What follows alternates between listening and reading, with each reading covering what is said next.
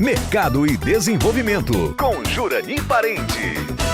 Estamos voltando pela TV Diário com o programa Mercado e Desenvolvimento. Nós estamos batendo um papo muito bacana com Heloísa Gapmaia Biscay. É alemão, né, o nome, e aí, às vezes eu sinto um pouco de dificuldade na pronúncia. Antes do intervalo, eu havia perguntado para você sobre como o gestor pode aplicar a investigação apreciativa para que facilite com que as pessoas possam chegar mais à pessoa da gestão, consigam encontrar um ambiente de menos cobrança ou até um pouco diferente, de mais confiança para poder abrir o coração, colocar o que tem para dizer para a pessoa de uma forma clara e sem ter medo, obviamente, de passar por alguma punição nesse sentido. Eu queria que você falasse sobre esse assunto, Heloísa Biscay. Muito bem, Jurani. Veja bem, o que você está trazendo é muito uma questão de relações, né, dentro das organizações, como essas relações acontecem, e isso vai sendo desenvolvido ao longo do tempo. Então, normalmente, cada empresa, cada organização tem o seu jeito, né, a sua cultura. Então, essa é a questão da cultura organizacional. As palavras que são usadas, a linguagem que se usa, a forma como se comunica, como se lidera. Isso vem normalmente de cima para baixo, né? Então, assim, como é a liderança do presidente com a diretoria, da diretoria com a gerência, da gerência com as suas equipes, e aí, então, isso normalmente é o fluxo. E tende a seguir um padrão em cada organização. Então, quando uma organização, as pessoas sentem medo, não sentem confiança de conversar com seus gestores, de poder falar, é porque existe uma cultura em que normalmente é baseada mais em comando e controle, né? Que é isso que a gente estuda, aprende, né? Então, é uma das formas de fazer gestão. Só que existem várias outras formas, né? Uma cultura mais generativa, que gera relações mais saudáveis, que possibilita um clima de confiança. Só que para a gente fazer essa mudança, essa transição de cultura, ela não é do dia para a noite. Nós somos todos adultos, né? Quando a gente trabalha numa organização, e normalmente as pessoas, elas já têm isso, elas já conhecem o jeito que funciona. Então, para ter uma mudança, ela precisa de tempo. Então, a gente começa, só que ela precisa começar. Toda corrida, toda mudança começa com o primeiro passo, com as primeiras mudanças. E as primeiras mudanças, elas podem começar a acontecer na escolha. Isso que eu estava falando. Primeiro precisa conhecer, precisa realmente entender. E aí precisa começar a praticar. Então, não é só uma mudança do negativo para o positivo.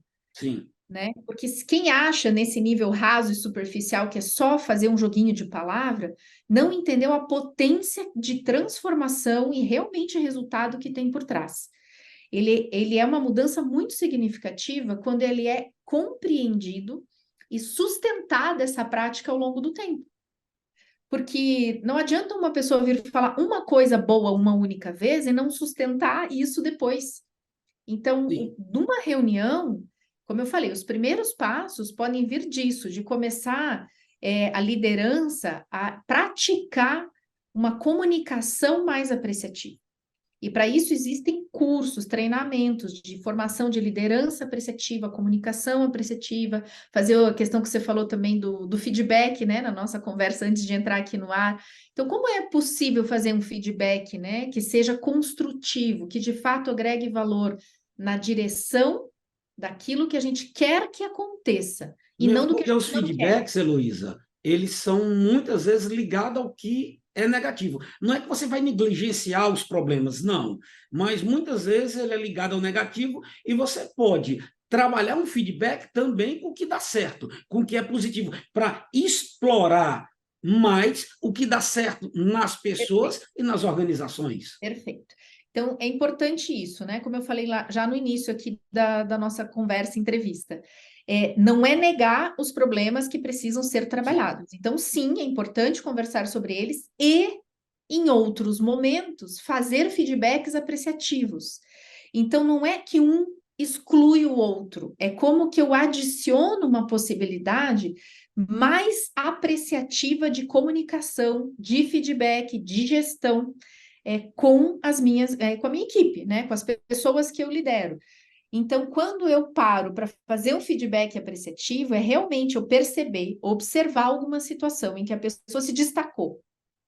E aí eu parar e fazer um feedback apreciativo, dizer, foi incrível, eu percebi o quanto você se dedicou, o resultado que você trouxe, você foi surpreendente, você usou essas suas capacidades, competências, fala quais foram que você percebeu na prática. Então, esse é o exemplo que você tinha me pedido, né? Você realmente está atento a você perceber as coisas boas, as melhores coisas que acontecem ao seu redor no dia a dia. Heloísa, infelizmente está terminando. Aqui era para a gente passar o dia todo conversando sobre esse tema, que é um tema sensacional, mas para concluir, já que está em cima da hora, eu te pergunto, no Brasil já tem muitas organizações, muitas empresas utilizando a investigação apreciativa?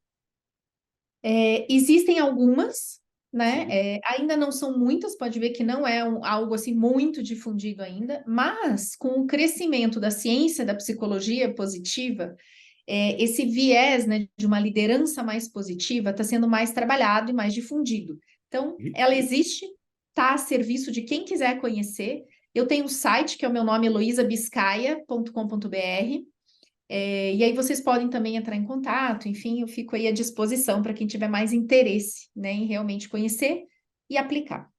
Gente, olha, foi um bate-papo muito bacana com a Heloísa Biscaia, que é especialista em investigação apreciativa. Heloísa, muito obrigado por você ter participado do programa Mercado e Desenvolvimento aqui pela nossa querida TV Diário.